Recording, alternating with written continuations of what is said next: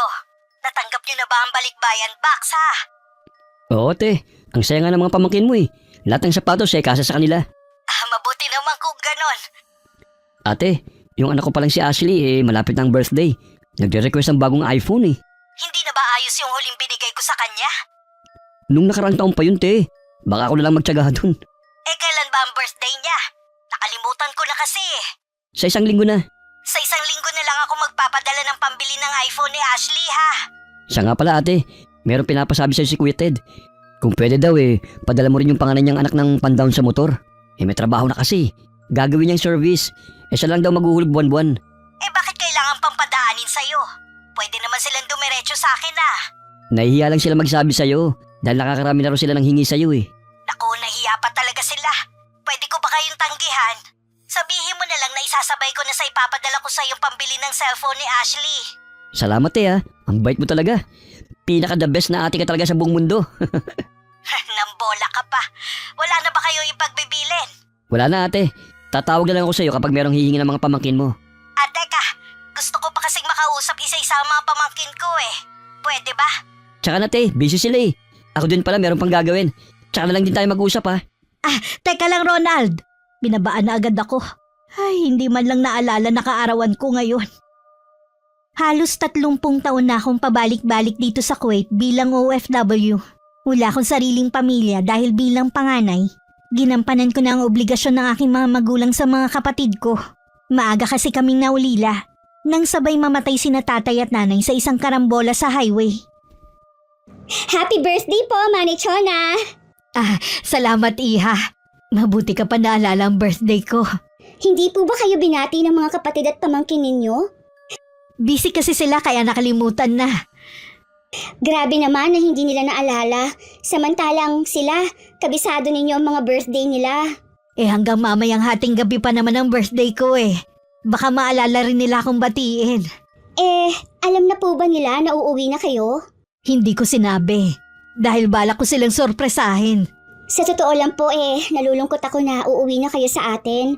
Sana naman payagan ako ng amo natin na magbakasyon. Basta lalo mo lang sipagan sa trabaho. Papayagan ka rin nila. Sinusunod ko naman ang lahat ng bilin ninyo Bilib nga din po ako sa inyo. Biruin nyo, nakatagal kayo ng ganun katagal dito. Ako nga, ilang buwan pa lang. Gusto ko nang umuwi ka agad sa atin dahil sa tindi ng homesick ko. Ay, buti na lang po nariyan kayo para palakasin ang loob ko. Ganyan din naman ako nung unang tapak ko rito Nilakasan ko lang din ang loob ko para sa mga kapatid kong nag-aaral pa noon. Napakaswerte po ng mga kapatid ninyo sa inyo. Sana po alagaan nila kayo ngayon na hindi na kayo makakapagtrabaho. Oo naman Iha. Kaya nga hindi na rin ako nakaisip na mag-asawa Dahil alam ko namang nariyan lang ang mga kapatid ko at mga pamangkin. Hindi nila ako pababayaan Huwag niyo nga po palang kalimutan na ibigay sa akin ang address ninyo ha. Dadalawin ko po kayo kapag nakauwi ako sa atin. Kapag nakauwi na ako sa atin, alagaan mo ang sarili mo ha. Huwag ka magpapalipas ng gutom. Mabuti nga mababait at hindi madamot ang mga amo natin Oo nga po Swerte natin sa kanila. Hindi lang yun. Isa sa mga mayayaman na pamilya dito sa Kuwait ang mga amo natin. Isa pa nga sa inaalala ko, sina Hesa at Aisha. Ayaw ipaalam sa kanila ng nanay nila ang pag-alis ko. Mabuti na lang nasa bakasyon sila sa araw ng pag-uwi ko. Sigurado po na malulungkot sila kapag umalis kayo. Mula ba namang bata kayo na ang nag-alaga sa kanilang dalawa. Sigurado. Pipigilan nila kayo kapag nalaman nila ang balak nyo. Ako din naman malulungkot at mamimiss ko sila. Kaya lang napapagod na rin kasi ako sa trabaho. Gusto ko naman makasama ang totoo kong pamilya. Kaya nga po pinayagan na kayo ng amo natin kahit labag sa loob nila. Ano po ang iniisip ninyo? Iniisip ko lang kung anong mga gagawin ko kapag nakauwi na ako sa atin. Malamang hindi na rin ako papayagang kumilos ng mga kapatid ko. Baka doon ko maranasan ang buhay, Reyna. Sa dami po ng sakripisyo niyo sa kanila, tama lang po na suklian nila kayo ng pag-aasikaso rin. Oo naman, kilala ko mga kapatid ko, Mababait silang lahat. Baka nga pag-agawan pa nila ako Hindi ko maiwasang mapangiti tuwing maiisip ko ang pag-uwi sa Pilipinas. May bahagi ko ang nalulungkot. Dahil matagal din ako nagtrabaho bilang kasambahay. Napamahal na rin sa akin ng mga amo ko. Lalo't napakabait nila. Lalo na ang dalawa kong alaga na ngayon ay mga dalaga na. Eh baka naman po magkasakit na kayo niyan, Manay Chona. Ilang gabi na kayong hindi natutulog eh. Excited na kasi talaga ako sa pag-uwi ko eh. Parang gusto ko nang hilahin ng mga araw. Sa Makalawa na po kayo uuwi. Huwag naman po kayo magmadali. Gusto pa kasi namin kayo makasama eh. Pasensya ka na, Lynn, ha. Hindi ko man lang isinaalang-alang ang nararamdaman ninyo. Naiintindihan naman po namin kayo. Kung nasa katayuan din namin kayo eh, ganun din siguro ang mararamdaman namin. Eh sana lang, Manay Chona, habang nandito ka pa, kami na muna ang pagtuunan mo ng pansin. Oo naman, ipagluluto ko nga pala kayo. Eh, maiba po ako. Tinanggap niyo po ba ang alok ng amo natin? Hindi na kailangan, marami na silang naibigay sa akin. Tsaka may ipon naman ako. Ipinadala ko na sa kapatid ko. Sobra-sobra na yun para mabuhay ako ng masagana. Buo po talaga ang tiwala ninyo sa mga kapatid niyo, ano? Hindi niyo po ba nababalitaan ng kwentong OFW? Nabalitaan ko nga yan.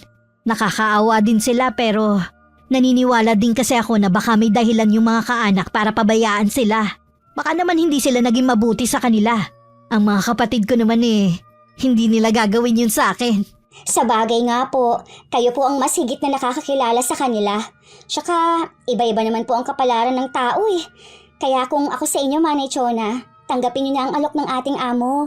Eh bahala na ang amo natin doon. Ano pong bahala ng mga amo natin? Kung ibibigay ba niya sa akin balang araw tatanggapin ko. Kaya nga sabi niya sa akin kahit anong mangyari wag ako magpapalit ng numero. Oo nga pala, Manay. Baka naman pwede nyo nang palitan yung cellphone nyo kapag nandun na kayo. Aba, lumang-luma na yan oh. Nakailang palit na kami ng cellphone, kayo hanggang ngayon yan pa rin. Nagagamit pa naman ito Sayang ang ipambibili ko. Lagi na lang kayong ganyan. Nangihinayang bumili para sa sarili pero sa mga kapamilya, hindi. Malay mo kapag nakita ng mga kapatid ko na ganito lang ang cellphone ko sila na magkusang bilhan ako. Masarap din kasi sa pakiramdam na bibilhan ka ng mahal mo sa buhay. Matanong kong halang po, Manay, ano po ang trabaho ng mga kapatid nyo? Yung sumunod sa akin binigyan ko ng talyer. Pinag-aral ko rin yung dalawa niyang anak. Parehong sa corporate nagtatrabaho. Yung pangatlo naman pinatayuan ko ng grocery store at may apartment na pinapaupahan. Kakagraduate lang nung bunso nilang anak. Yung nga yung binigyan ko ng pang-down sa motor. Yung bunso naman namin pareho pa nag-aaral sa college ang dalawang anak. Nagpaparenta naman sila ng mga sasakyan. Nakakabilib po kayo sa nagawa ninyo sa mga kapatid nyo. Kanino po kayo sa kanila tutuloy kung sakali? Dun sa bahay ng bunso kong kapatid na si Ronald. Ako kasi nagpagawa ng bahay nila Sabi ko kahit bigyan na lang ako ng maliit na kwarto ayos na yun sa akin. Sana po nakapagpagawa kayo ng sarili ninyong bahay. Hindi ko na kasi mauuna yun noon Mas inuna ko na makapagtapos sa mga kapatid ko. Tapos kayo pa rin po nagpapaaral sa mga anak nila. Sa halip na sana sila na lang para mauna naman po ninyong sarili nyo. Masaya naman ako na sila ang inuna ko kaysa sa sarili ko. Sigurado na masaya ang mga magulang namin sa nagawa ko. Sigurado po yun. Tulungan ko na nga po kayo sa pag-aayos ng mga gamit ninyo. Aba, puro pasalubong yata to Oo, mamimigay din kasi ko sa mga kapitbahay At sa iba pa naming kamag-anak. Naging madamdamin ng huling araw ko sa mansyon ng amo ko. Maliban kay Lynn, may dalawa pa kaming kababayan na driver ng pamilya at isang kusinera. Naiyak at niyakap din ako ng dalawang Indonesian na kasamahan namin. Para na rin kasi kaming pamilya. At ako ang tumatayo nilang ina. Mag-iingat po kayo doon, Manay, ha? Para sa inyo, iingatan ko ang sarili ko. Yung mga billing ko sa inyo, ha? Huwag niyong kalilimutan lahat. Lagi niyo ba naman ipinapaalala Hindi po talaga namin yun makakalimutan. Kapag hindi kayo busy, pwede naman tayo mag-usap sa video call Pupuntahan ko po kayo sa inyo. Oras po na payagan ako ng amo natin na magbakasyon. Aasahan ko yan, ha? Alam mo naman ang address ng bahay ko Pati tuloy ako naluluha na rin sa'yo Kanina ko pa nga pinipigilan dahil ayoko sana mamaga ang mga mata ko. Pasensya na po, Manay. Hindi ko lang po talaga mapigilan ng umiyak. Alam niyo naman po na kayo ang tinuturing namin na nanay dito eh. Lalo na ako, na wala naman talaga nakagis na ina. Itinuring na rin kitang anak. Ikaw na ang pumuno sa pagkukulang ko, ha? Mamimiss kita kapag nasa amin na ako. Kaya pakiusap, ha? Huwag mong kalilimutan na tawagan ako kapag wala ka nang ginagawa rito. Opo, Manay Chona. Mahal ko kayong lahat. Kasama kayong lahat sa mga dasal ko. Sandaling nawala ang saya at excitement ko sa pag-uwi sa Pilipinas. Dahil sa nakikita kong lungkot sa mga mukha nila, isa-isa ko pa silang niyakap. At maging ang amo ko halos ayaw na akong pakawalan sa pagkakayakap niya. Hanggang sa loob tuloy ng sasakyan na maghahatid sa akin sa airport ay umiiyak ako. Halos 16 na oras din na naging biyahe ko. Kahit nakakaramdam ng pagod, masaya ako. Dahil sa wakas nakauwi na ako sa sariling bayan. Nakauwi na nga ako ng Pilipinas. Sa wakas makikita at makakasama ko na rin ang pamilya ko. Siguradong magugulat sila sa pagdating ko. Sumakay na lang ako ng taxi kahit mahal dahil sa dami ng bitbit ko. Habang lula na tinatahak na namin ang daan pa uwi, magkahalong kaba at excitement ang nararamdaman ko. O ano, sumagot na bang ate mo? Hindi pa nga eh. Kahapon pa siya naka-offline. Hindi kaya may masamang nangyari sa kanya? Sira ka talaga, no? Anong mangyayari sa kanya dun eh? Ang sarap na ng buhay niya sa ibang bansa. Ngayon lang kasi nangyari na hindi siya sumasagot eh.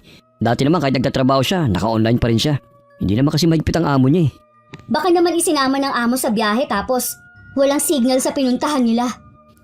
Sana nga ganun ang dahilan. Kailangan pa naman nila nanay ng pera sa 1 linggo at magpapacheck up na naman.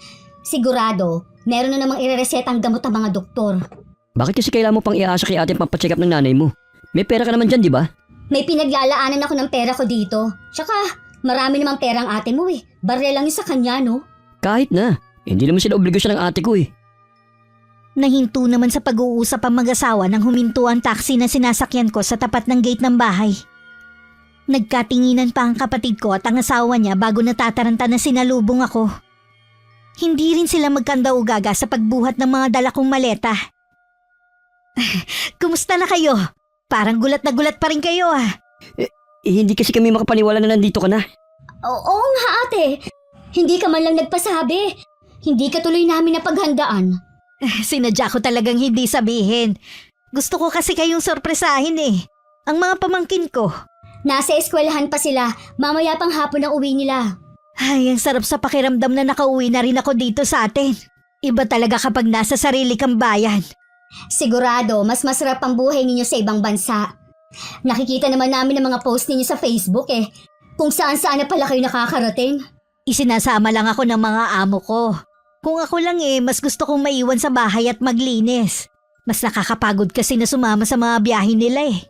At least ate, nakarating ka na sa iba't ibang lugar. Yun nga lang talaga. Tsaka masaya din naman. Mga pasalubong bang mga to? Oo. Hintayin na lang natin ang iba bago ko ipamigay ang mga pasalubong. Naku, sigurado te, gutom ka na. O order na lang ako para mabilis. Ano bang gusto niyong pagkain? Kahit na ano na lang ang orderin mo. Hindi pwedeng kahit na ano lang. Mahal, mag-order ka ng special na putahit kakanin. Yun ang namimiss ni ate. Yung kakanin dito sa atin. O teka lang, mag-order na ako. Maiwan ko na muna kayo ha. Tatawagin ko na rin ng mga bata para pumunta dito. Ate, matagal ba ang bakasyon mo dito sa atin? Ang totoo niya, nag-resign na ako sa trabaho ko. Hindi na ako babalik sa Kuwait. Bakit naman te? May sakit ka na ba? Hindi mo na ba kaya magtrabaho? Wala naman akong iniindang sakit maliban sa rayuma ko. Gusto ko na rin kasing magpahinga sa trabaho. Biruin mo ba naman halos 30 taon na rin ako bilang OFW. Paano yung mga pamangkin mo? Hindi pa sila nakakatapos eh. Mga anak mo na lang naman na nag-aaral. May negosyo naman kayo mag-asawa, hindi ba? Kaya nyo na silang pag-aralin. Sa bagay nga ate, gagraduate na rin naman ang panganay ko sa 1 taon. Bali si Ashley na lang ang pag-aaralin namin. Pasensya ka na te iniasa na namin sa'yo. Wala yun. Naiintindihan naman kita Nandiyan na pala sila ate at kuya. Dumating ang 2 pa naming kapatid at mga asawa nila. Kasama din ang iba ko pang pamangkin. Pagkatapos ng yakapan at batian, pinagkaguluhan na nila ang mga pasalubong ko. Nagkaroon din ng masayang kainan sa bahay. Dumalo rin ang iba naming mga kamag-anak. Malalim na ang gabi nang magsiuwian sila na malapit lang din naman ang bahay. Dahil pagod sa biyahe, tanghali na nakahiga pa rin ako. Tulog pa ba si Ate Chona? Oo, hayaan na lang natin siya magpahinga. Siguradong napagod yun sa haba ng biyahe. Binilihan ko ang ate mo ng mga isda. Baka magustuhan niya itong iulam. Inagahan ko talaga ang punta sa palengke para maabutan ko mga sariwang isda. Inilista ko nga pala mga binibili ko para bago umalis ang ate mo masingil mo ang mga ginastos natin habang nandito siya. Wala nang balak umalis si ate. Ha? Anong ibig mong sabihin? Wala na siyang balak magtrabaho sa Kuwait. May sakit ba ang ate mo? Tinanggal ba siya sa trabaho ng amo niya? Wala naman daw siyang sakit. Basta ang sabi niya, napapagod na daw siya sa pagtatrabaho. Ang tagal na rin naman niya kasi sa abroad eh. Wala naman pala siyang sakit. Nag-resign siya kaagad sa trabaho. Dapat umuwi siya. Yung hindi na talaga niya kayang magtrabaho. Anong gagawin niya dito? Saan siya titira? May malamang dito siya titira. Dahil siya naman ang nagpagawa ng bahay natin eh. Di ba usapan nun, bibigyan natin siya ng kwarto? O sige, dito siya titira. Ang tanong, ano nga ang gagawin niya? Huwag mong sabihin na hihilata na lang siya maghapon dyan sa kwarto. Tutulong naman si ate sa gawain dito. Hindi naman siya sanay na walang ginagawa eh. Ganun na lang ba yun? Paano ang pagkain niya at iba pang gastusin? Baka naman meron pa siyang perang na itatabi. Imposible naman na walang ipon si ate. Hindi rin kasi nag-iisip ang ate mo, no? Hindi pa nga niya napagtatapos ng pag-aaral ang dalawa nating anak eh. Mabuti pa yung iba mong pamangkin na pagtapos niya. Huwag ka nga umasta ng ganyan. Baka marinig ka ni Ate Chona. Baka kung ano pang isipin niya. Siguraduhin lang niya na hindi siya magiging pabigat sa atin. Sinasabi ko sa'yo, Ronald, iba ang ugali ko. Kung magiging pabigat rin lang siya sa atin, doon na lang siya sumiksik sa iba ninyong kapatid. Mas hindi hamak na mas marami silang pera kaysa sa atin. Kung makapagsalita ka naman parang hindi nakatulong si Ate Chona sa atin Siya nga ang dahilan kung bakit maginhawa ang buhay natin eh. Mas malaki ang naging pakinabang ng mga kapatid mo sa kanya, no? Kaya dapat doon siya sumiksik. Siya nga ang nagpagawa ng bahay na ito. Tama lang na dito siya tumira. Sa kanya ba nakapangalan ng bahay na to? Di ba hindi? Kaya wala siyang karapatan dito. Tama na nga. Baka mami gising na pala si Ate Chona, nadidinig tayo. Mabuti nga yon para alam niya kung saan siya lulugar. Kaya siguraduhin lang talaga niya na hindi siya pabigat sa atin dahil kung hindi, sisipain ko siya palabas. May 1 linggo na ako sa bahay. Nang mapansin ko, malamig na pakikitungo sa akin ng hipag kong si Geraldine. Nag-umpisa lang naman ang hindi niya pagpansin nung magsabi siya na ipasyal at ipag-shopping ko silang mag-anak. May ginagawa ka ba? Wala naman te. May kailangan ka ba? Itatanong ko lang sana kung galit ba sa akin ng asawa mo. Ilang araw na kasi na hindi niya ako kinikibo Ni hindi man lang magpasalamat sa akin na tumutulong ako sa gawaing bahay at sa pagluluto. Pagpasensya mo lang te si Geraldine. Tupakin talaga ang asawa kong yun Ayoko kasing nasa iisang bahay tayo Hindi tayo nagkakaintindihan. Katulad ng anak mo si Ashley. Hindi na rin ako pinapansin. Galit ba siya dahil hindi ko siya binilhan ng iPad? Yung si Dex galit din dahil hindi ko nabilhan ng motor. Ako nang humingi ng pasensya sa inaasal ng mga anak ko te. Nasanay lang kasi sila na lahat ng hilingin nila, ibinibigay mo. Hindi mo ba sila mabilhan ng mga gusto nila? Kasi ate, mahinang negosyo ko ngayon Tapos ang mahal pa ng tuition fee nila. Dahil parang nasa private. Tapos wala naman akong katuwang sa pagpapaaral sa kanila. Pasensya ka na Wala na akong maibibigay pa Wala naman kasi akong ipon dahil sa inyo ko pinapadala. Gusto ko kasi maging maayos ang buhay niyong 3. Naintindihan ko te. Magiging maayos din ang negosyo namin. At dito ko na rin kukunin ang mga panggastos dito sa bahay. Hindi ka ba tinutulungan ng 2 nating kapatid? Napakadamot naman ni na Kuya Ted at Ate Jolina. Akala mo nga kung sino Palibasa kasi, kontrolado na ng mga asawa nila mga pera nila.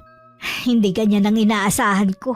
Ang billing ko sa inyo, magdamayan kayo sa lahat ng oras. Nakalimutan nyo na yata Malaki na pinagbago nila mula nung lumago ang mga negosyo nila. Samantalang galing naman sa iyo mga puhunan nila. Lahat naman kayo tinulungan ko. Dahil gusto ko mapabuti ang buhay ninyo. Pero hindi naman tama na dahil sa pera magkakalayo kayo bilang magkakapatid. Hinahayaan ko na lang sila. Hindi pa naman kami naghihirap ng pamilya ko Isa sa mga araw na to kakausapin ko sila para makamusta na rin. Ikaw ang bahala te. Mamaya kakausapin ko si Geraldine tungkol sa pakikitungo sa'yo. Tuwing kumakain sila maging ina, hindi man lang ako alukin. Kahit sa panonood ng TV, pinagbabawalan ako. Ayoko naman magsumbong kay Ronald. Hindi ko gusto na ako ang pagmumulan ng away nila. Bakit ba ganyan mo tratuhin ang ate ko Pati mga anak natin. Hindi na marunong rumespeto. Dahil hindi lang sila napagbigyan? Ang damot naman kasi ng ate mo Parang yun lang ang hinihingi ng mga anak mo eh. Hindi pa niya maibigay. Wala na ngang pera si Ate Chona. Naubos na raw sa atin. Umaasa lang siya na kukupkupin namin siya magkakapatid. Bakit kasi umuwi siya dito kung wala naman pala siyang ipon? Tapos magpapakargo pa sa atin. Dapat doon siya sa dalawa ninyong kapatid. Inaasahan nga ni ate na dito siya titira dahil siya nagpagawa ng bahay na ito. Hindi nga niya bahay to. Sa atin to. Wala siyang karapatan dito. Kahit na sa akin nakapangalan to, alam naman natin na pera niyang pinagpagawa natin. Ang mabuti pa, paalisin mo na siya dito. Kesa naman sa magkaroon tayo ng problema. Saan naman pupunta si Ate Chona? Kaya nga nandito siya sa atin dahil wala na siyang pupuntahan. Ay, wala akong pakialam. Basta paalisin mo na siya dito. Bumalik na lang kamo siya sa Kuwait. Magtrabaho siya para may pakinabang siya. Hindi ko yun magagawa sa kanya. Malaki ang utang na loob ko sa kanya. Kung hindi mo kaya, ako ang magpapalaya sa kanya. Geraldine, saan ka pupunta? Bumalik ka nga rito. Parang walang naririnig na tumalikod at tumakbang paalis si Geraldine. Nagulat pa ako nang bigla na lang siyang pumasok sa kwarto na walang abiso. Halata din sa kanya ang galit na ipinagtaka ko. Hindi ka ba marunong kumatok ha? Hindi ko kailangan kumatok sa sarili kong pamamahay. Ano ka mo, bahay mo? Nagbibiro ka ba? Mukha ba akong nagbibiro, ha? Bahay ko to at ako ang nagpagawa nito. Wala kang karapatan na angkinin to. Bakit? May katibayan ka ba na sa'yo ang bahay na to? Ako kasi meron. Kaya hinay-hinay ka ha sa mga binibitiwan mong mga salita. Baka sipain kita palabas dito. Walang iya ka. Pagkatapos ng lahat ng ginawa ko sa inyo, ito pa ang igaganti mo? Oh, bakit? Ikaw naman ang gusto magbigay ng mga material na bagay at pera sa amin ah. Kaya wala kang karapatan na sumbatan kami. Lumayas ka rito sa bahay ko. Pag-aari ko to. Wala kang karapatang tumira rito. Ikaw ang lumaya sa bahay na to. Hindi namin kailangan ng dagdag na palamunin. Doon ka sumiksik sa dalawa mong kapatid. Tingnan natin ang tigas na mukha mo sa gagawin ko sa'yo. Bitiwan mo ako! Ano ba? Hindi mo ako mapapaalis sa bahay namin. Amin to! Nakapangalan kay Ronald ang bahay na to at kasal kami! Kaya mas may karapatan ako sa bahay na to kesa sa'yo! Hindi ko akalain na wala kang delikadesa at utang na loob. Halika dito. Ha? Nasa sala na kami ng bahay nang lumabas si Ronald at ang dalawa kong pamangkin. Agad naman kaming inawat ng kapatid ko. Tama na! Ano ba kayo? Dinig na dinig sa labas ang pag-aaway nyo. Nakakaya sa mga kapitbahay natin. Yang asawa mo ang pagsabihan mo. Ang kapal ng mukha na palayasin ako. Samantalang siya ang sampid dito.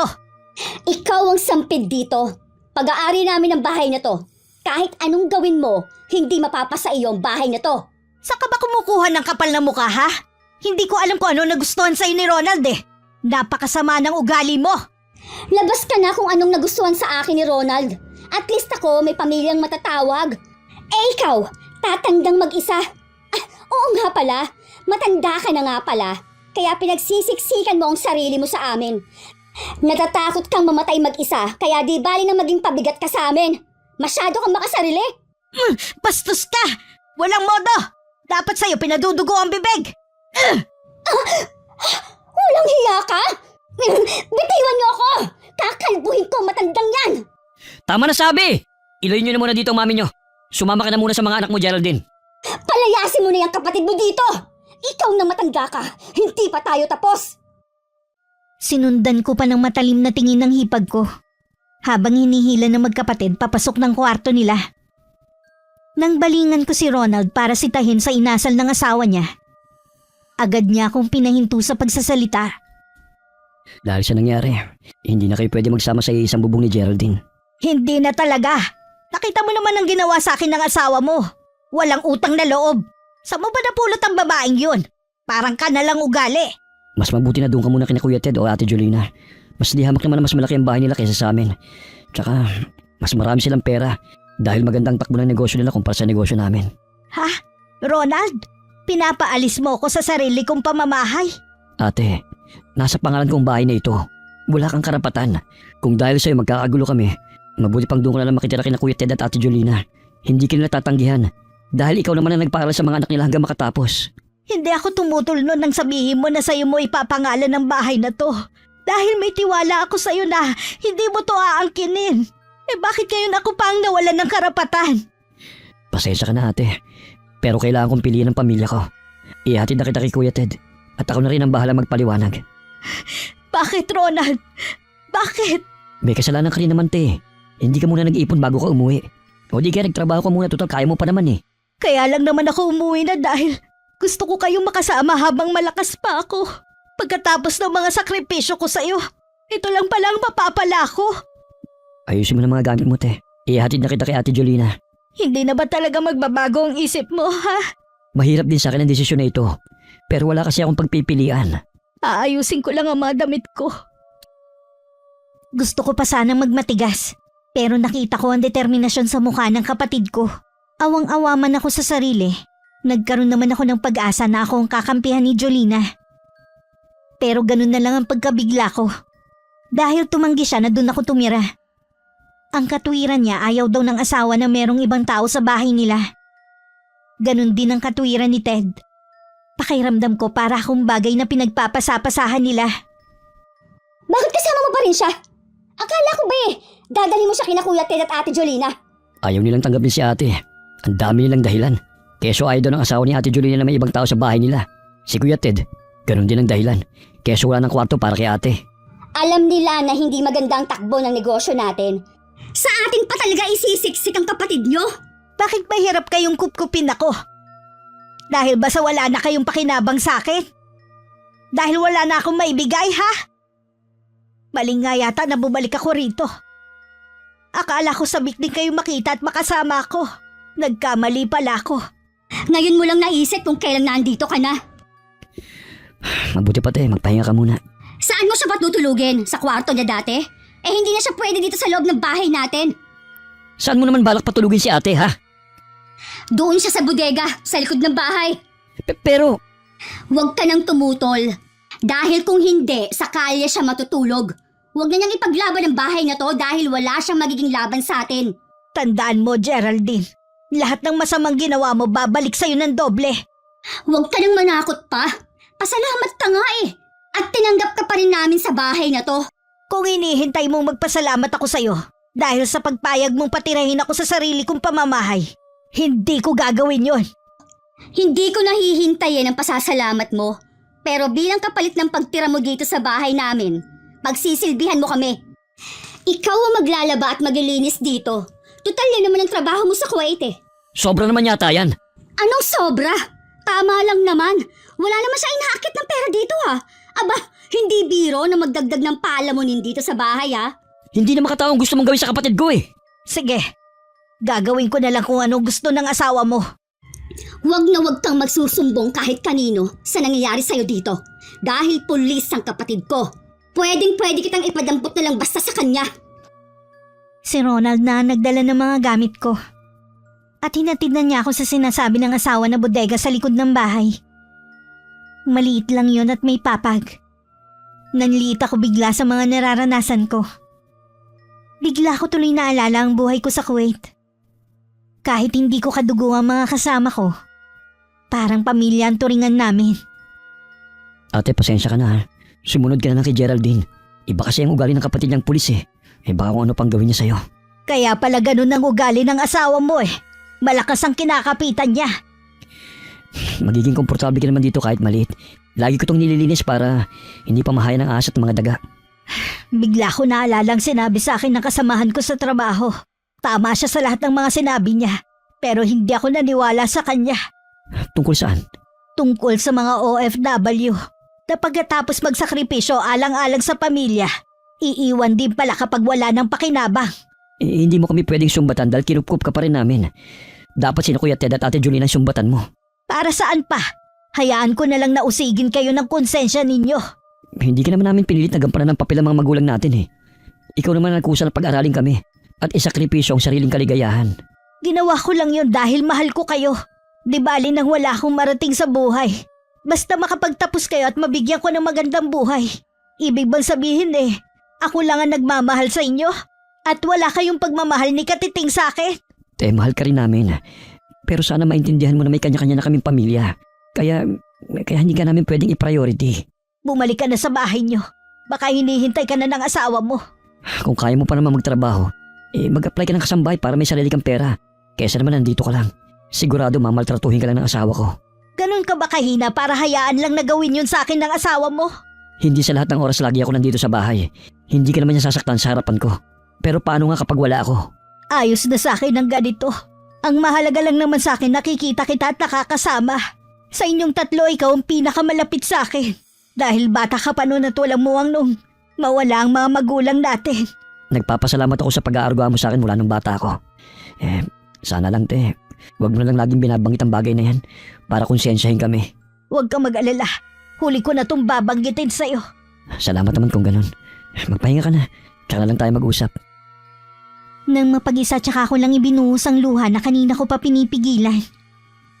Buong buhay ko nun lang ako naawa ng gusto sa sarili ko. Sana naging makasarili na lang ako noon. Lahat ng sakripisyo at pagmamahal parang basura lang na itinapon ng mga kapatid ko. Buong gabi kong iniyakan ang nangyari sa akin. Para kanino yung pagkain na yan? Kaya Ate Chona, dadalhan ko muna siya. Sigurado nagutom na siya. Dapat bago siya kumain, magtrabaho muna siya dito sa bahay. Gagawin niya yan pagkatapos ng almusal. Baka naman mamihasa siya na puro kain lang ang gawin dito.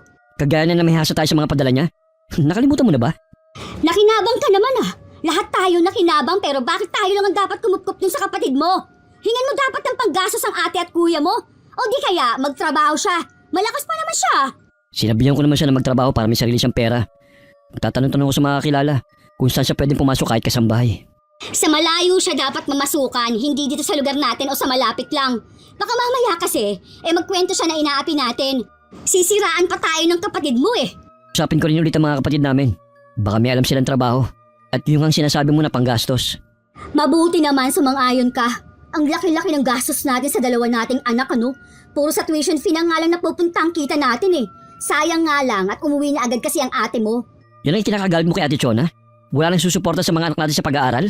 Oh, bakit? Malaking tulong naman talaga sa atin ah. Kaya nakakainis. Hindi na lang niya hinintay muna na makagraduate mga anak natin ano. Parang 3 taon na lang eh. Kahit naman makapagtapos ang mga anak natin sa tulong ni ate, ganyan pa rin ang magiging trato mo sa kanya dahil wala na siyang pera. Dalhin mo na nga yan sa kanya, ikaaga-aga eh. Sisirain mo na naman ang araw ko. Kung balak mo siyang utusan sa mga gawaing bahay, pakiusap lang. Huwag mo sana siyang sasaktan. Matakot ka sa karma. Respeto naman, lalo't mas matanda siya sa'yo. Hindi naman totoo ang karma. Di sana, noon pa na karma yung mga kapatid mo. Bahala ka kung ayaw mong maniwala. Basta yung bilin ko Oo na. Akala ko pinakamahirap na ang mga muhan sa ibang bansa. Hindi pala. Pinakamahirap ang pagsilbihan ng sariling pamilya. Hindi lang mabigat ang mga gawaing bahay. Maging ang masasakit na salitang matatanggap.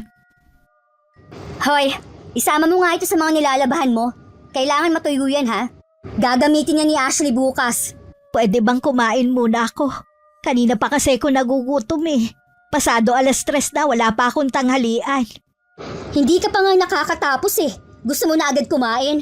Kung binibilis-bilisan mo lang kasi ang kilos mo, sana marami kang trabaho ang natatapos. Tinapay at kape lang kasi ang inalmusal ko eh. Kaya halos wala din akong lakas para kumilos. Hindi naman kasi ko sanay na yun lang ang kinakain ko. Ang sabihin mo, tamad ka lang. Puro pahinga ang gusto mo. Hanggat hindi ka nakakatapos maglaba dyan, hindi ka pwedeng kumain. Maawa ka naman sa akin oh. Nanginginig na talaga ako sa gutom eh. Kahit mahimatay ka pa sa gutom dyan, hindi kita bibigyan ng pagkain. Kung gusto mo, kumain ka ng papel. Para maibsan ang gutom mo. Maawa ka naman sa akin, Geraldine. Wala ka bang nanay ha? Hindi mo man lang ba naiisip na malagay din siya sa ganitong sitwasyon? Hindi mangyayari ang sinasabi mo dahil masarap ang buhay ng mga magulang ko. Bilog ang mundo. Hindi sa lahat ng oras lagi kang nasa ibabaw. At ikaw ang laging mga ape. Tandaan mo sanang sinabi kong to. Bumalik ka na nga sa paglalaba mo kaysa sa kung ano-anong sinasabi mo. Huwag mong ubusin ang pasensya ko ha. Kung ayaw mong ingudgud kong mukha mo dyan sa nilalabahan mo. Bastos ka talaga! Wala ka talagang galang sa katulad kong mas may edad sa'yo. Wala akong nagawa kundi ang ituloy na lang ang paglalaba ko. Kahit nanginginig na ang kamay ko sa gutom. Matinding pagpipigil lang sa sarili para hindi ko kainin ang bula sa harapan ko. Sinulyapan ko ang pinto. Alam kong nakalak yun sa loob para hindi ako makapasok. Mula nang sa bodega ako natutulog. Tuwing naglilinis na lang ako nakakapasok sa ipinagawa kong bahay. Kahit nung makatapos ako sa paglalaba, hindi rin ako naalalang pakainin. Nagkasya na lang ako sa pag-inom ng tubig para maibsan ang gutom ko. Ate, tulog ka ba?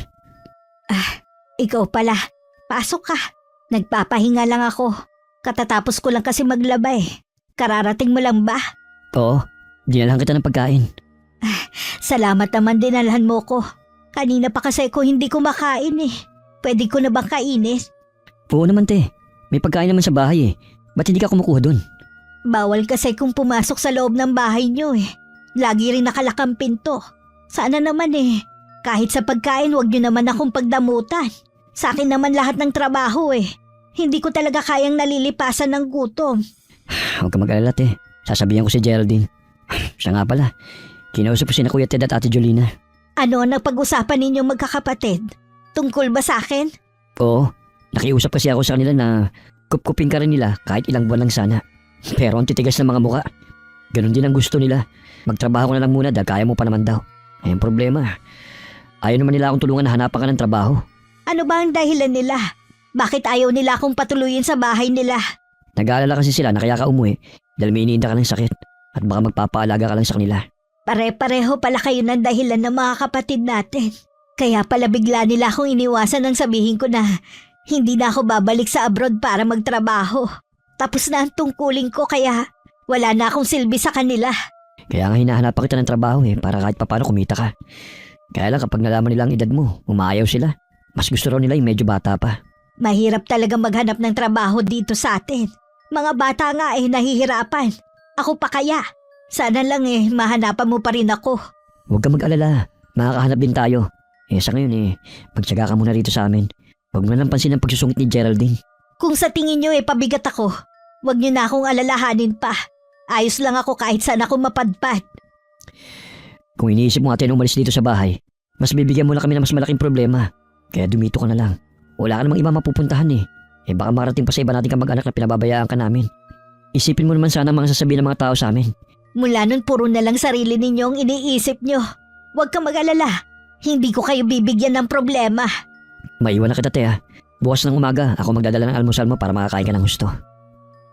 Inabutan pa ni Ronald ang asawa na may kung anong ginagawa sa kusina. Nang mapansin siya na galing sa likod, napakunot na lang ang noo sa pagkakatingin sa kanya. Galing ka siguro sa kapatid mo, no? Anong ginawa mo doon? Oo, dinalhan ko si ate ng pagkain niya. Dadalhan ko na nga rin sana siya ngayon Anong dadalhin mo? Yang tira-tirang pagkain na yan? Kung sa'yo ko kaya ipakain yan. Hindi Ipapakain ko to sa mga aso sa labas. Oras na magkasakit si ate, mas malaking perwisyo. Alam mo naman na may edad na si ate Chone. Nagagawa mo pa siyang hindi pakainin. Ikaw naman, nakalimutan lang siyang pakainin kung ano-ano nang isinumbong sa'yo. Kita naman sa pangangatawan niya Halos butot balat na lang siya. Tinatanggayan na nga siya sa trabaho dahil sa edad niya. Tapos ganyan pang itsura. Paano natin siya mapapalis dito sa bahay? Bakit kasi hindi ka tinutulungan ng kapatid mo? Huwag na natin silang asahan pa.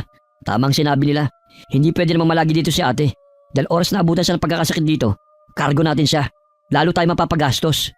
Dapat naman kasi gumawa din sila ng paraan kung paano mapapaalis sa lugar natin ang kapatid mo. Naisip ko nga na ipadala siya sa malayong probinsya. May kinakausap lang akong tao. Doon pwede siya magbagong buhay. Mababait naman ang mga taga ron Sigurado merong kukup-kup sa kanya. Para palang pusang ililigaw mo. Paano kung makabalik siya dito? Siyempre sakto lang ang perang ipapadala ko sa kanya. Tingin ko rin siya ang nagdala ng kamalasan dito sa bahay natin. Yun nga din ang sabi ng asawa ni Ate Jolene Malas daw ang pagdating ni Ate Chona. Babagsak daw ang negosyo nating lahat. Naniniwala ko sa bayaw ko dahil in-check yun. May alam siya sa mga ganyan. Lalo tuloy ako nang gigigil dyan sa ate mo. Bakit kasi umuwi-uwi pa dito Lingid sa mag-asawa narinig ko lahat ng pinag-usapan nila. Sumunod kasi ako kay Ronald para humingi sana ng tubig. Bumalik ako sa bodega na umiiyak. Habang tumatagal kasi ko doon, pahirap ng pahirap ang sitwasyon ko at nadadagdagan ng mga masasakit na salita na natatanggap. Kinabukasan panibago na namang pagmamaltrato ang naranasan ko sa hipag ko. Tama na! Maawa ka naman! Tama na ang paghampas mo sa akin ng walis! Napakatanga mo talaga kahit kailan! Tumanda ka na't lahat sa pangangatulong mo sa ibang bansa, nakakabasag ka pa rin. Talagang malas ka! Hindi ko naman sila asadya eh. Nadulas lang sa kamay ko. Pasensya ka na. Masama lang talaga ang pakiramdam ko eh. Nagdadahilan ka pa?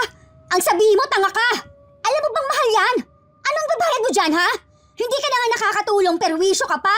Marami naman ako naibigay sa inyo ha. Hindi mo ba pwedeng palampasin ang nangyaring to? Nanunumbat ka pa sa mga ibinigay mo, ha? Kusa mo yung binigay kaya wala kang karapatan na isumbat sa amin! Wala ka talagang kwenta! Maawa ka sa akin. Hinang-hina na ako. Sana nga namatay ka na lang para mawala na rin kami ng problema dito sa bahay. Huwag ka mag-alala. Malapit nang matupad ang hiling mong yan. Mabuti pa, bumalik ka na lang sa bodega. Huwag ka nga alis dun ha, hanggat hindi ko sinasabi. May darating akong bisita at ayokong makita kanila. Oh, sige na! Ano ba tinatanga-tanga mo dyan? Alis na! Iika-ika ako naglakad pabalik sa bodega. Nakaramdam pa ako ng pagkahilo. Kaya sandali akong sumandal sa hamba ng pinto. Diyos ko po, bigyan niyo pa po ako ng konting lakas. Nang makarating ako sa bodega, kinuha ko ang tinatago kong cellphone. Natatakot kasi ako na baka pati yun kunin ng hipag ko. Sakto naman na meron tumatawag sa messenger. Pagbukas ko ang nakangiting mukha ni Lynn. Manay Chona! Ay, kumusta na po kayo? Oh, bakit parang pumayat yata kayo at galing pa yata sa pag-iyak? Lynn, ayoko na. Pagod na ako. Sana hindi na lang ako umuwi dito sa amin. Bakit po, Manay? Anong nangyari sa inyo dyan? Tama ka. Totoong kwento ng mga nararanasan ng mga OFW. Pagkatapos ng mahabang sakripisyo nila sa pamilya, ni isa, wala man lang mag-alaga. Mas masahol pa sa hayop ang trato nila sa akin. Gusto pa nila akong iligaw na parang pusa. Anong klaseng mga kapatid ang mga yan? Pagkatapos sa mga ginawa ninyo sa kanila, yan pang igaganti nila? Kung alam lang nila kung gaano sila kaswerte sa inyo. Ang hipag ko nagpapahirap sa akin ng husto. Gusto niya na akong mamatay. Hindi ko alam kung bakit ganun na lang ang galit niya sa akin. Mauna na lang kamo siya. Walang utang na loob. Salamat tumawag ka. Ikaw talaga ang gusto ko makita sa huling sandali. Baka kasi hindi na ulit tayo magkita sa personal. Huwag po kayong magsalita ng ganyan. Hintayin niyo po ako, ha? Pupuntahan ko kayo dyan. Gaya ng pangako ko sa inyo. Napakalayo mo, Iha. Hindi ka agad makakapunta rito. Nandito na po ako sa atin. Kagabi po ako dumating. Kahit napagod pa po ako sa mahabang biyahe, pupuntahan ko po kayo, Manay. Hintayin niyo ako, ha? Sige, Iha. Sunduin mo na ako. Ayoko na rito. Gusto ko na lang magpakalayo-layo. Hindi man lang nila masuklian ng pagmamahal at respeto ang ginawa ko sa kanila. Puro sama ng loob lang ang ibinigay nila sa akin. Magbabayad sila sa ginawa nila sa inyo. Sisiguraduhin ko po yun, Manay Chona. Huwag na po kayo matakot. Pupuntahan ko na po kayo. Hindi na ako matatakot at mag-aalala dahil nandyan ka na. Bigla ko nabuhayan ng pag-asa pagkatapos ng pag-uusap namin ni Lynn. Nahiga muna ako dahil hindi pa rin nawawala ang hilong nararamdaman ko. Panay ang dasal ko rin sa isip na sana maging ligtas si Lynn sa pagpunta sa akin. Bakit ka umiiyak? Sino bang kausap mo? Sabi ko na nga ba eh. Kaya hindi ako mapakali. May masama na palang nangyayari kay Manay Chona. Mabuti na lang inutusan ako ng amo namin dahil hindi siya makontak. Anong lagay ng kaibigan mo? Sa nakita ko po, sobrang payat po niya. Umiiyak din po siya at gusto nang umalis sa bahay ng kapatid niya. Hindi po maganda ang trato sa kanya. Sasamahan na kita sa pagpunta sa kanila. Gusto ko rin kasi makasigurado. Makasigurado po saan? Kung siya ang babae nang iwan sa akin, dahil mas pinili niyang gampanan ng obligasyon sa mga kapatid. Medyo kahawig na kasi nasa litrato na ipinakita mo sa akin Yun po bang babaeng minahal ninyo bago niyo nakilala ang inay? Oo, kung siya nga, gusto ko siyang tulungan. Nakakagalit din na malaman na pagkatapos ng sakripisyo niya sa mga kapatid niya, yun pa ang igaganti sa kanya. Kung ganun po tara na po, baka mahuli pa tayo Balak raw siyang iligaw ng kapatid Diyos ko, anong klaseng kapatid ang gagawa nun? Mga walang puso at utang na loob. Hanggang dumilim nakahiga pa rin ako at nakatanaw sa labas ng maliit na bintana. Dumating naman si Ronald pero hindi pa rin ako tumitinag. Blanko lang ang mga mata ko na sumulyap sa kanya. Dinalahan kita ng pagkain, te. Alam ko kanina ka pa hindi kumakain eh. Ayokong kumain. Bakit ayaw mo? Wala ka bang ganang kumain? May sakit ka ba? Teka, bakit may mga pasa ka? Kagagawa ng asawa mo. Talagang si Geraldine. Pasensya ka na sa asawa ko, te. Masakit ba ang mga pasa mo kaya wala kang ganang kumain? Hayaan mo na lang ako mamatay sa gutom. Total naman balak mo kong dalhin sa malayong probinsya. Para kung hayop na ililigaw mo sa ibang lugar. Ate, hindi naman ganun yun. May trabaho naghihintay sa inyo ng mga kasama mo. Mga matatanda rin ba na ayaw alagaan at kupkupin ng pamilya nila? Akala ko ba gusto mo magtrabaho? Ito na ang pagkakataon mo. Hindi ko na rin kakayanin ng trabaho. Dito pa lang sa bahay niyo eh. Pagod na ako. Hindi ka kasi pwede dito sa bahay, te. Lalo kasi nagagalit si Geraldine. Dahil ako ang nagdadala ng kamalasan sa bahay na to. Narinig ko lahat ang pinag-usapan niyo ng asawa mo. Mas pinaniniwalaan mo pa talaga ang sinabi ng bayaw mo kesa sa akin. Ikukuha mo na kita ng gamot. Mainit ka eh. Ipinikit ko muna ang mga mata ko dahil sa hilong nararamdaman ko. Kumakalamang sikmura ko dahil sa gutom. Pero wala akong lakas para kumain. Kahit nang bumalik si Ronald kasama ang asawa, hindi ako nagmulat ng mga mata. Kasalanan mo to kapag may masamang nangyari kay ate. Hindi ko naman sinasadya yung ginawa ko sa kanya kanina. Nagdilim lang talaga kasi yung paningin ko nang makabasag siya. Para yun lang, binugbog mo na siya kagad? Painumin mo na lang kasi ng gamot. Ate, inumin mo na to para gumaling ka na. Ayaw naman magising. Baka kailangan na natin siyang dalhin sa ospital. Mabuti pa nga. Dito ka lang. Ihanda ko lang ang kotse. Pagpasok sa loob ng bahay, naabutan na ni Ronald ang mag-ama. Nagpakilala si Lynn na kaibigan ko. Ipinakita rin niya ang mga litrato namin na magkasama sa Kuwait. Napilitan na rin ng kapatid ko na ipaubaya ako sa mag-ama. Lalo't sinabi ng dalaga na nagkausap kami. May tatanong sana ako. Ano yon? Sabi mo nasa Kuwait ka. Paano ka nakapunta ng mabilis dito? Kararating ko lang nang tawagan ko si Manay Chona. Bala ko talaga siyang puntahan dito para sorpresahin. Yun pala, ako ang masusurpresa sa kalagayan niya. Kung meron man siyang sinabi sa'yo, nagkaroon lang ng hindi magandang pagkakaunawaan. Ang laki ng bahay niyo, pero hinayaan mo lang na sa bodega matulog ang kapatid mo. Alam ko rin na siya ang nagpagawa ng bahay na ito. Dahil umaasa siya na kukup-kupin ninyo siya kapag hindi na niya kaya magtrabaho. Tingin ko marami kang alam tungkol sa buhay niya, ate. Marami talaga. Mahal na mahal niya kayo. Wala siyang bukang bibig kundi ang pagmamahal niya sa inyo. Hindi bali nang walang matira sa kanya basta meron kayo. Ang tanging gusto lang naman niya, suklian ninyo ng pagmamahal ang ginawa niya pero hindi niyo pa masuklian. Pera lang talaga ang habol niyo sa kanya. Umalis na nga kayo. Isama na ninyo yung matandang walang silbi na yan ha. Ang dami mo pang satsat. Sobrang pagmamalupit ang ginawa mo sa hipag mo. Kakarmahin ka rin sa mga ginawa mo. Tingin mo sa kanya wala nang silbi dahil akala ninyo wala na siyang pera. Anong ibig mong sabihin na akala namin wala na siyang pera?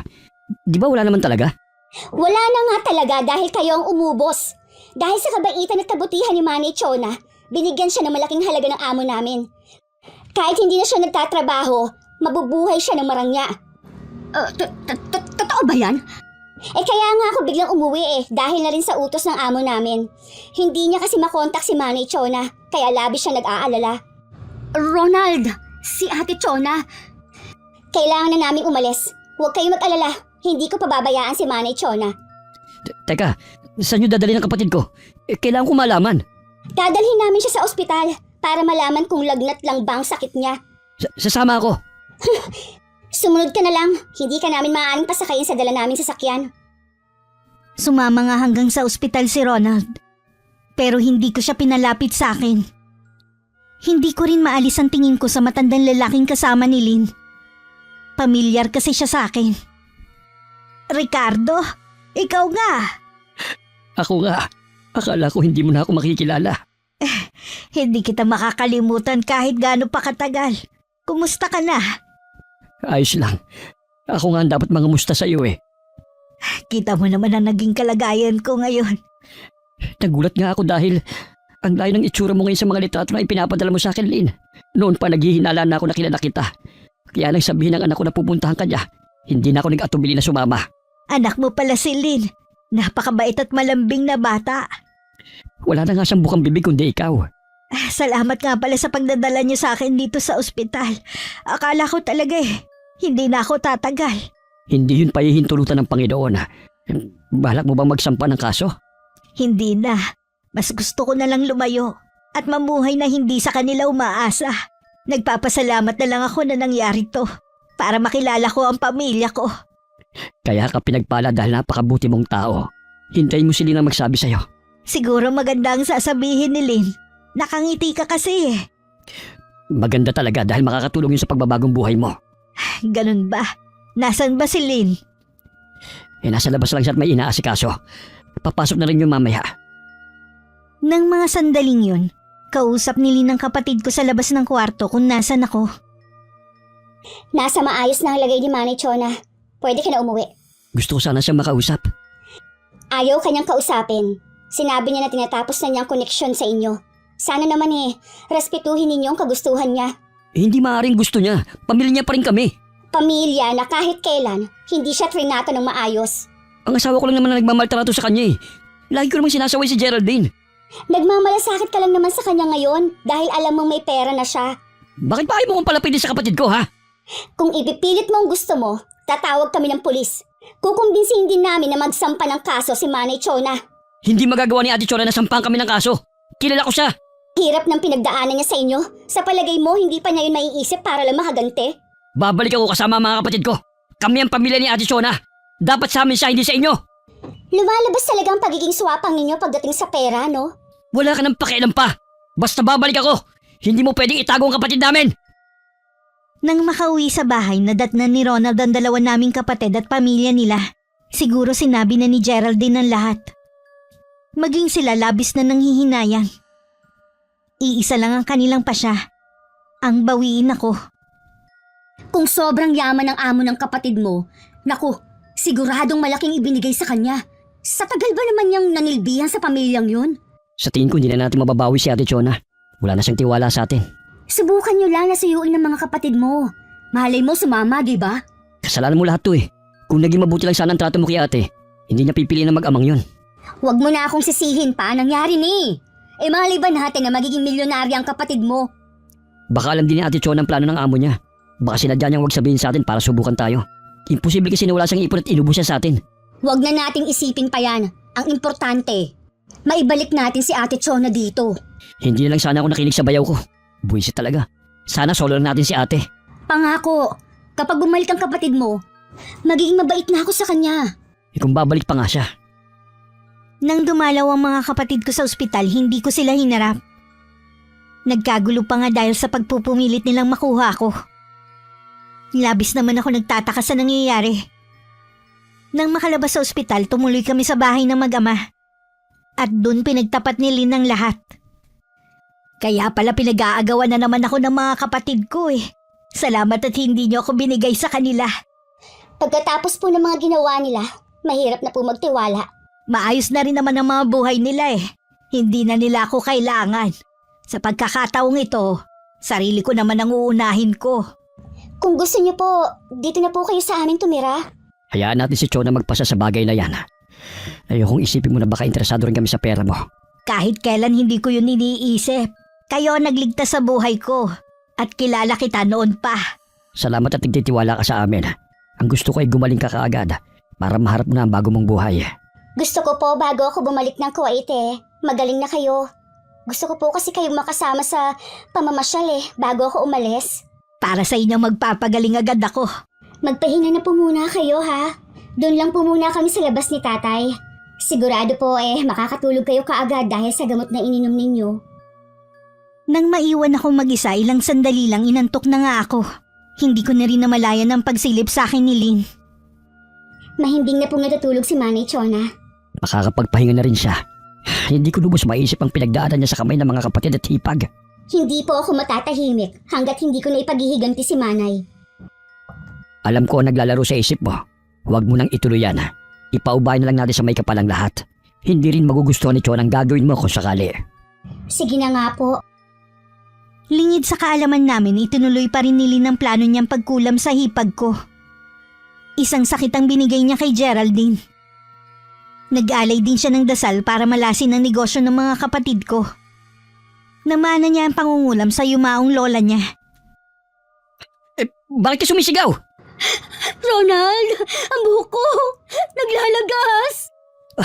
Hindi ka dala sa shampoo? Matagal ko nang gamit yun. Ngayon lang nangyari to. Hindi ko na alam kung bakit naglalagas ang buhok mo. Hindi kaya, may malubhang sakit ako. Huwag kang mag-isip ng ganyan. Ang lakas-lakas mo't malusog pa.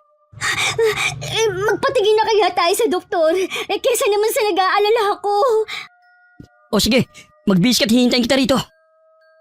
Hindi pa man natatagalan, sumigaw na naman ang hipag ko.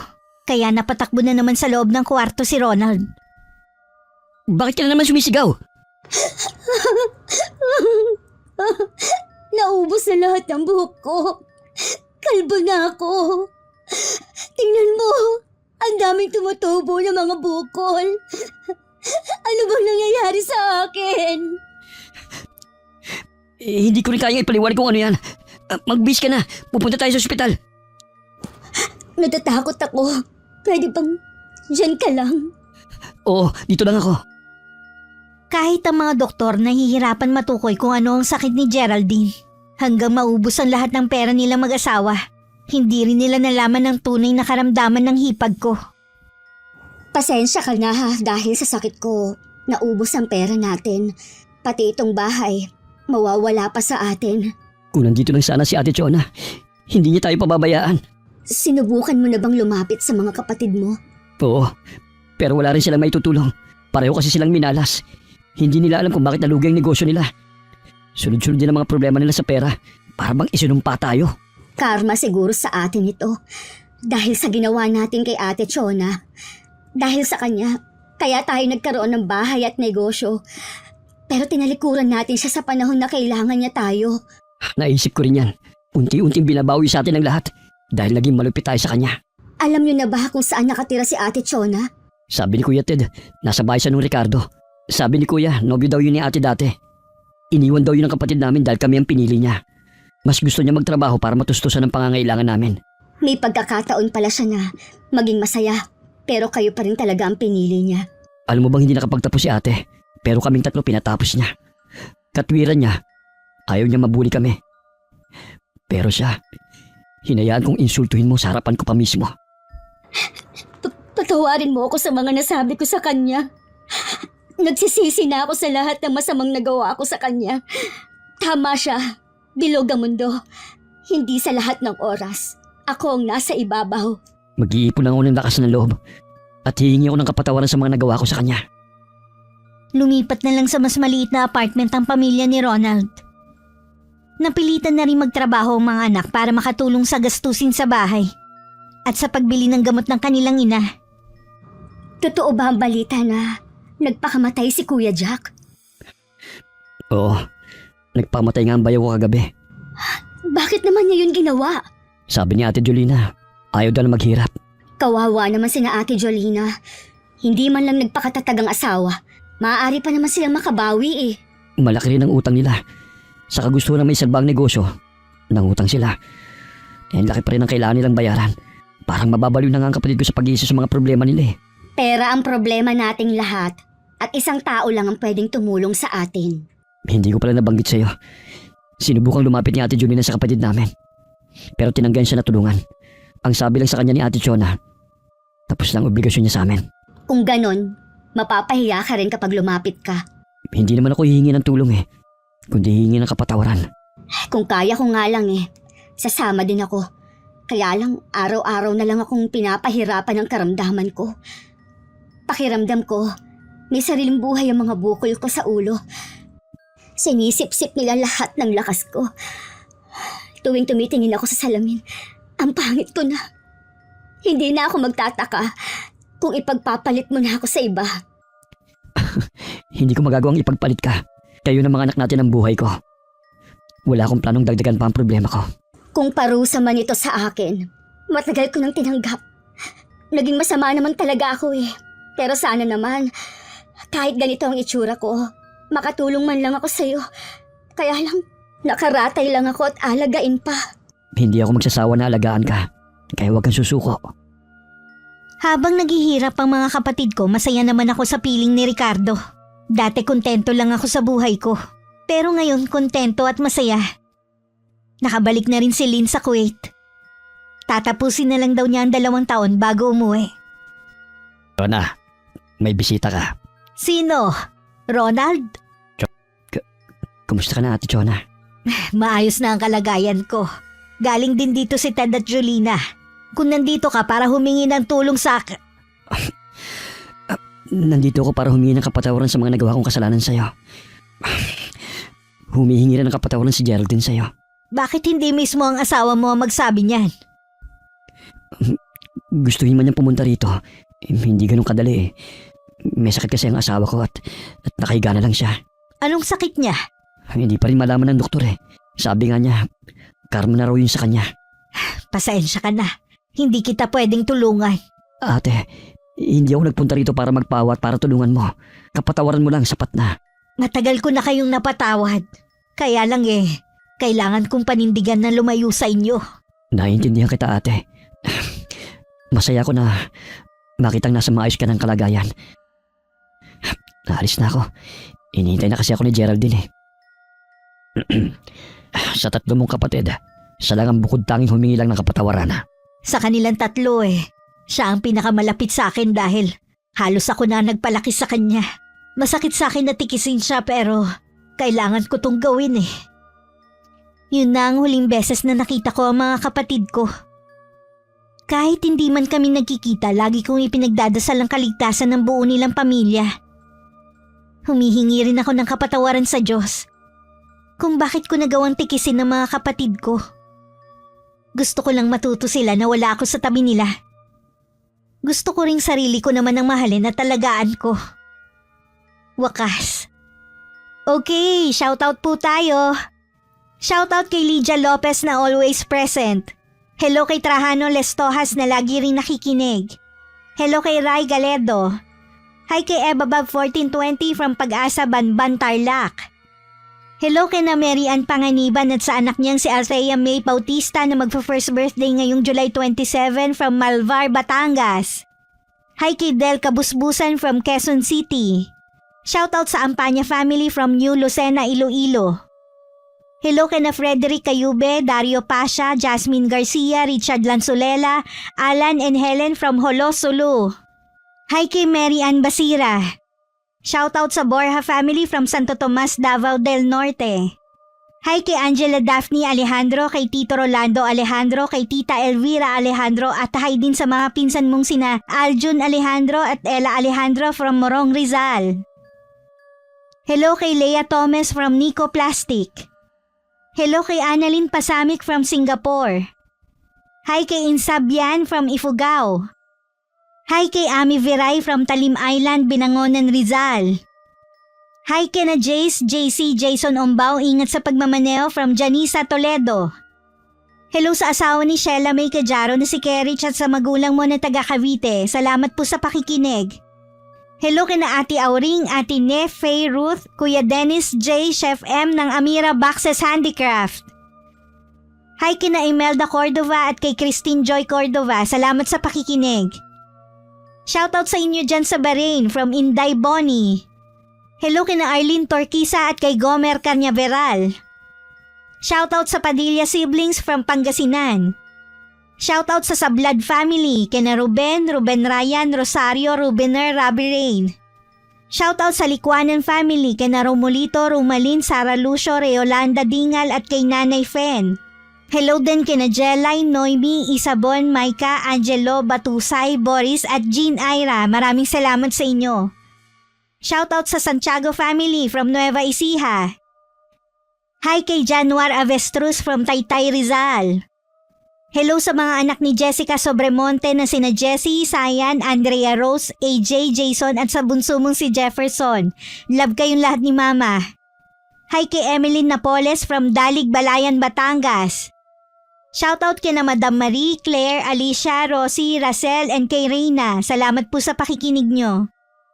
Hello kay Bangus Tilapia, 6714. Hi kay Michelle Nazareno from Lucio Laurel Gloria, Oriental, Mindoro. Hello kay Connie Calcada from San Mateo, Rizal. Shoutout sa Solar Boys at kay Leo Clavesillas. Hi kay Archie Porras from Cabadbaran City, Agusan del Norte. Maraming salamat sa lagi mong pakikinig. Hello kina Michelle Mahusay, Aldrin Esteler at Kenneth Esteler ng El Nido, Palawan, Esteler. Hello kina Michelle Mahusay, Aldrin Esteler at Kenneth Esteler ng El Nido, Palawan. Maraming salamat po sa inyo.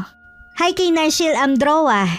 Hello kina Amor Rada, Donald Gok at Leo Fer Bourbon from Saudi Arabia.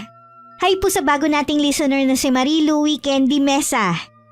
Happy 13th birthday kay Rian Crizel Guerta. Shoutout sa Lopez family from Bicol from Claire of Quezon City. Hi kay John Del Cacha from Calamba. Shoutout sa Marfil family from Parañaque City. Hello kay Aiza Muñez from Qatar. Hi kay Nene Gayas from Mandaluyong. Hello kay Lady Dam. Hi kay Evelyn Graho, salamat po sa pakikinig. Hi kay Marisa Villanueva from Italy. Shoutout sa Acros family and Tumaliwan family from Tuguegarao. Hi kay Josefina Fuelias from Pasig City. Hello kay Virgie Oliquino from Angono, Rizal. And shoutout sa Inaria family na lagi pong nakikinig. Maraming salamat po sa pagsuporta nyo at pakikinig. Hanggang sa susunod, ingat, God bless.